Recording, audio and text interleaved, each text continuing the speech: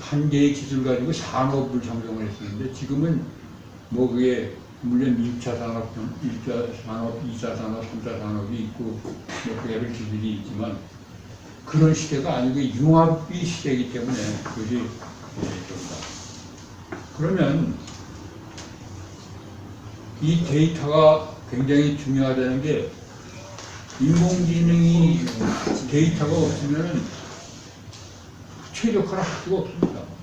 데이터가 없으면 아무리 인공지능이 훌륭하고 우수한 그런 거라 하더라도 그걸 가상세계에서 최적화를 못하기 때문에 제일 중요한 게 지금 자료다, 데이터다 그렇게 얘기할 수 있고 4차 산업혁명의 관문이 데이터다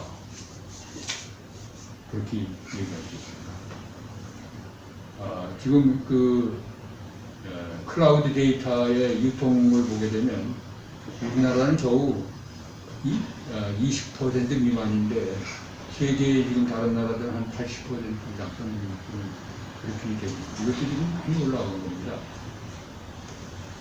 그래서 1차 산업혁명을 거치면서 우리는 소유경제를 극대화했고 3차 산업혁명에서 온라인 경제가 만들어졌고 4차 산업혁명에서 오프라인과 융합하면서 거대한 경제 규모를 공유하는데 제너럴 일렉트릭 GE는 2025년이 되면 전체 오프라인 경제의 절반이 공유 경제로 전환될 것이라고 예측을 하고 이렇게 되면 기득권자의 갈등이 우호 사태와 같이 폭발할 것이다 하고 그렇게 아주 명확하게 얘기를 하고 있습니다. 지금 보게 되면 저도 세상이 어떻게 돌아가는지 굉장히 혼란스러울 때가 많지 않습니까? 이것이 그거의 여파가 아닐까 그렇게 생각해요.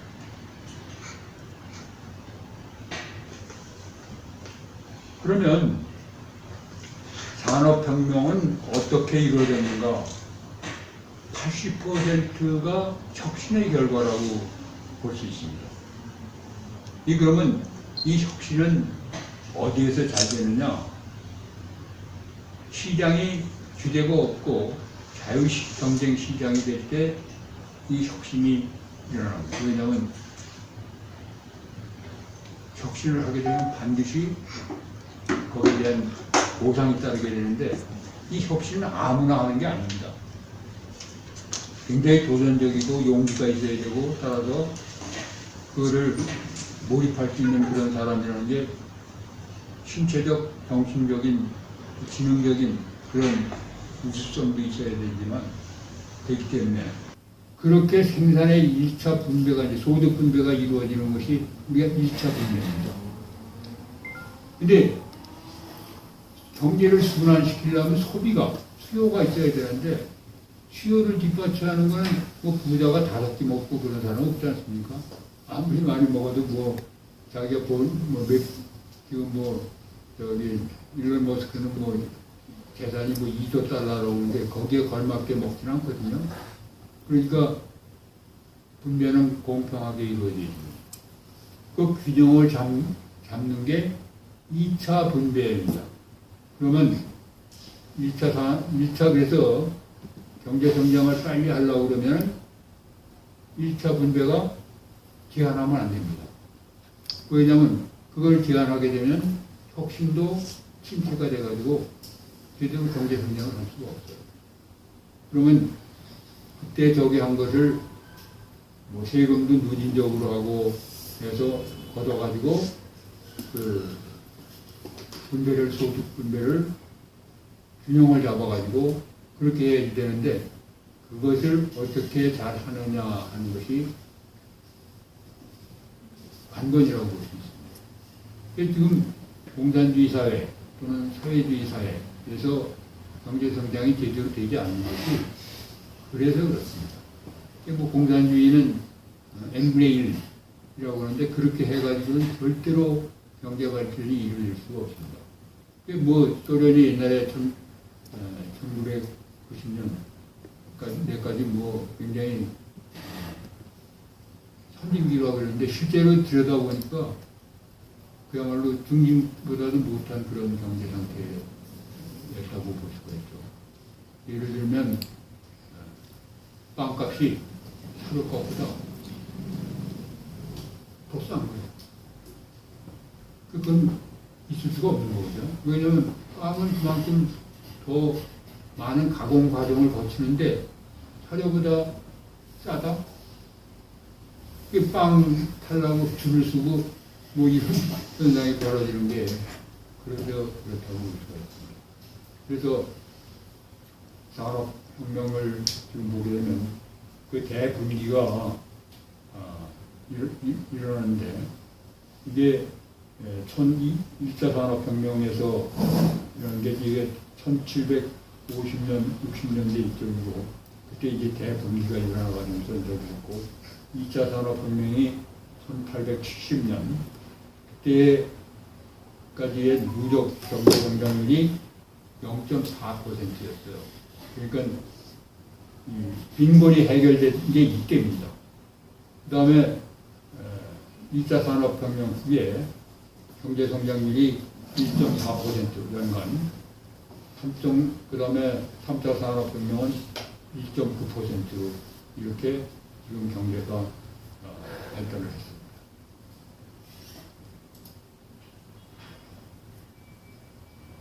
각 국가들적이면은 그렇게 중요한 거 아니기 때문에. 그래서 산업혁명 후에 사회가 부와 여가는 증가가 됐고 일자리와 분배도 유지가 되었다. 이렇게 볼 수가 있습니다. 그러면 무엇이 일자리를 만드는가? 우리가 여태까지는 기술이 일자리를 만든다. 그런 얘기도 하고 그러는데 진짜 일자리를 만드는 것은 인간의 욕망이다. 그런 측면에서 볼 수가 있습니다.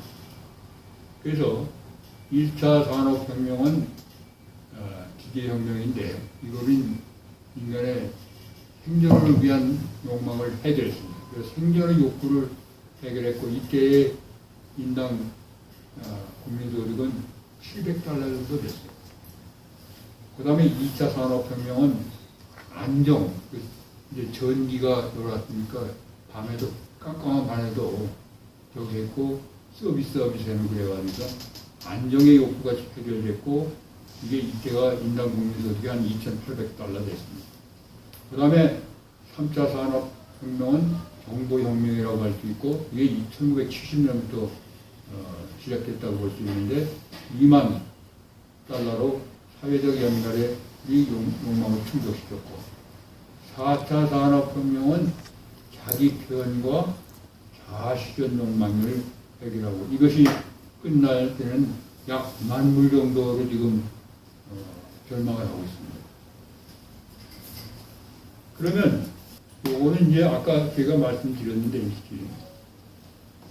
경제를 단순하게 그냥 생각하면 생산과 그 생산한 것을 어떻게 분배하는가 그렇게 얘기할 수 있습니다. 그럼 생산은 우리가 생산 요소를 투입해서 하기 때문에 생산 요소를 가진 거에 대한 보상에 의해서 1차 분배가 이루어지고 이것을 어떻게 잘하는가에 대해서 성장이 빠른가 아닌가. 근데 그것이 가장 잘 이루어지는 게 자유시장 경제이기 때문에 성장을 촉진하기 위해서는 시장 경제에서 이걸 해야 됩니다. 그리고 그 분배는 균형을 잡아야 되기 때문에 불균형을 축소해야 되고 이것은 제도의 영역이다 그렇게 얘기했어요. 그래서 분배를 성장은 촉진하기 위해서는 불균형 성장이 돼야 되고 분배는 균형제에 대해서 성장을 위한 시장 불균형은 1차 분배고 갈등 해소를 위한 균형 가처분 소득은 2차 분배다 이렇게 우리가 얘기할 수가 있겠죠. 이거는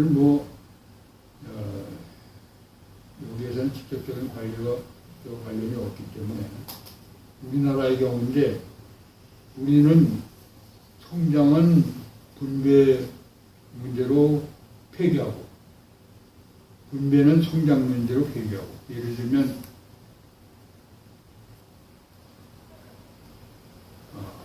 소득주도 성장이 대표적인 아주 그 성장을 정책을 갖다가 분배 문제로 한 거고 또 뭐 최저임금을 급속하게 올린 거 이런 것들이 다 그래서 저성장 양극화로 갔다 그렇게 우리가 할 수가 있겠습니다.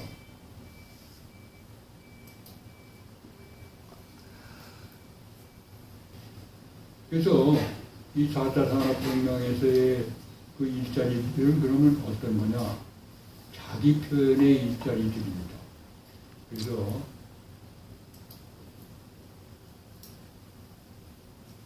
그런 것들이 저기하고 또 자아 실현을 위해서 창업을 하는 거예요. 예를 들면 여기 지금 마크 주커버는 본인이 일을 하고 있는 일을 진심으로 믿고 그 일이 중요하고 세상이 되어야 한다는 그런 생각으로 페이스북을 창업을 했고 또 미국의 맥카비 애담 노무현은 생계가 아닌 삶을 위해서 일하는 세상을 만들고 싶다고 그래가지고 WeWork라는 것을 만들었습니다. 또 에어비앤비 창업자인 브라이언 제스카는 넘어갔기 때문에 다시 하기는 또 그래서 그냥 넘어가도록 하고 그러면 일자리는 없어지는 게 아니고 진화한다고 볼 수가 있습니다. 예를 들면은 1차 산업혁명 때는 농업인구가 80%였는데 현재는 농업인구가 2%입니다. 우리나라도 지금 2%다. 미국도 지금 2%입니다. 그럼 그 나머지 78%가 어디로 갔느냐? 제조업으로 갔어요. 그리고 2차 산업혁명에서는 그 제조업에서 떨려난 인구가 어디로 갔냐면 이 3차 산업혁명으로 해서 서비스 산업, 가상 이쪽으로 갔고 이 4차 산업혁명에서는 그것이 플랫폼 산업으로 이동했기 때문에 일자리는 기술이나 뭐 이가 일자리가 없어지는 게 아니고 진화를 했다고 이렇게 얘기할 수가 있고 그러면 그렇게 진화를 순조롭게 하고 문제를 적게 하려면 어떻게 해야 되는가?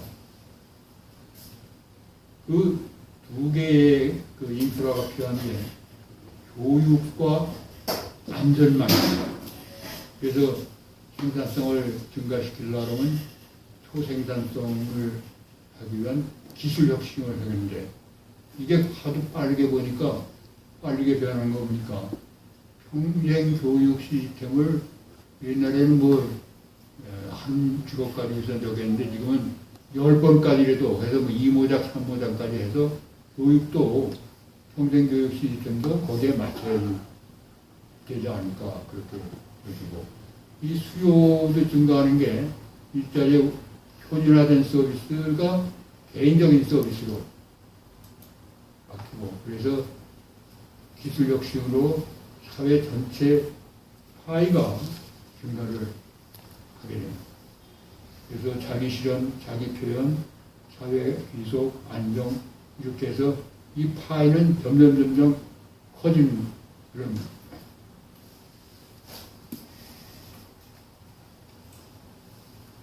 그러면 여기 중요한 게 하나 빠졌는데 앞으로 미래 일자리는 어떻게 될 것이냐.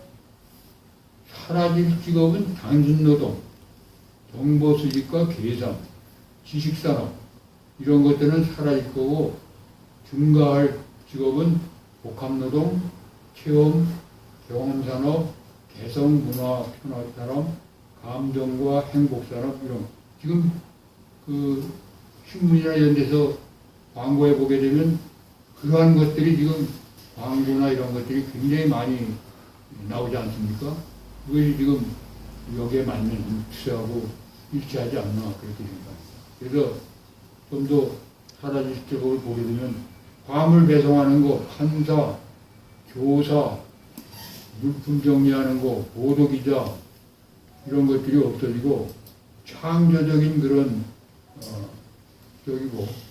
이 외식 산업을 보게 되면 이러한 방향으로 지금 변할 것이다 이렇게 예측들을 하고 있습니다.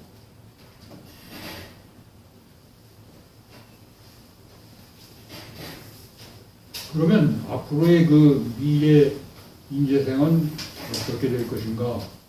그 협력하는 괴짜가 앞으로의 미래 인재상이다. 그렇게 볼 수가 있는데. 그래서 뭐 일을 놀면서 일을 하게 되는 그런 우리가 호모 파덴스 이걸 순환시키는 거고 반복적인 노동은 이제 로봇하고 인공지능이 맡아서 하게 되고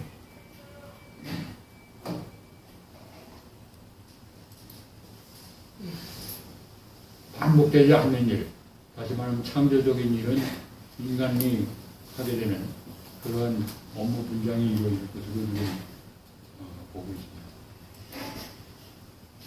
그래서 4차 산업혁명의 인재상은 협력하는 괴짜다 이렇게 얘기를 할 수 있고 그리고 이제 전무직 그 일자리도 변호사도 맞춤 변호사, 법률 맞춤 변호사. 요새 보게 되면 맨날 뭐 변호사가 이혼도 잘하고 뭐 상속도 하고 다 하는데 지금 상속 변호사가 따로 있고 뭐 이혼 변호사가 따로 있고 뭐 그렇게 맞춤 변호사.